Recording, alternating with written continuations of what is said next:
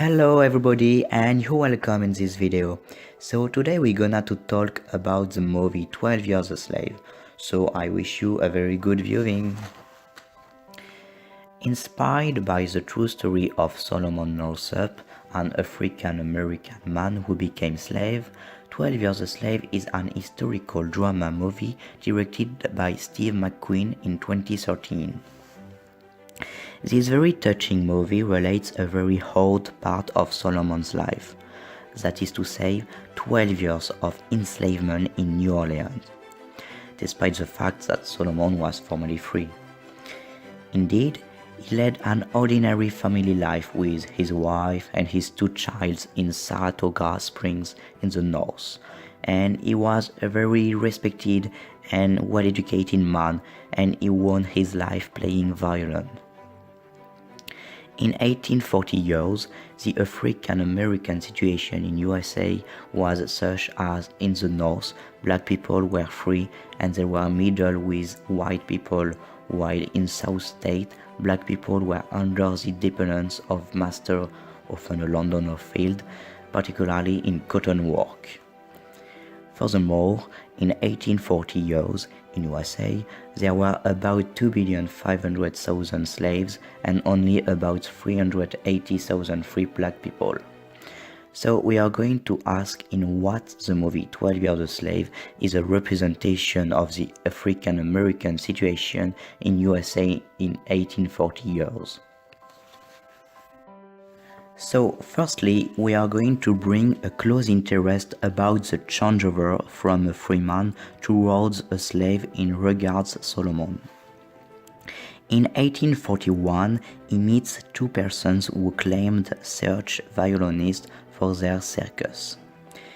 He decides to follow them in Washington, where he is drugged and kidnapped. After having been jailed, whipped and beaten to death by very rogue men who take him for an animal, Solomon is sent on a boat for New Orleans.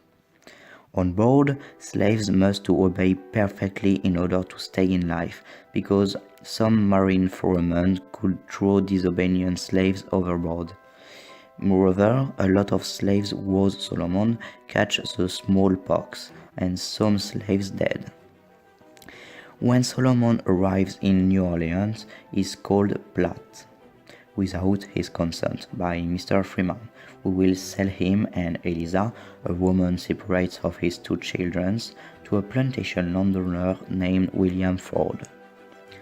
Upon his arrival, Solomon will stand out of other slaves because he often contests men who work for Mr. Ford, like John Tibbetts, a carpenter. Secondly, we are going to talk about Solomon's daily, its entrusted tasks, and the master-slave relationship. During his 12 years of slaving, Solomon had various masters.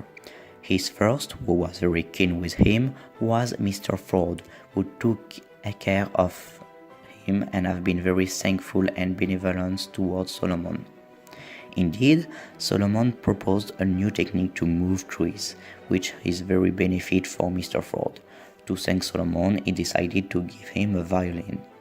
But Mr. Tibbetts, the Mr. Ford carpenter, is very jealous of the Solomon's success, and he begins to insult Solomon, and one day Mr. Tibbetts hits Solomon, but Solomon defends himself and hit at his turn Mr. Tibbetts very violently. To take his revenge, Mr. Tibbetts with two other men tried to hang Solomon before to be saved by Mr. Ford.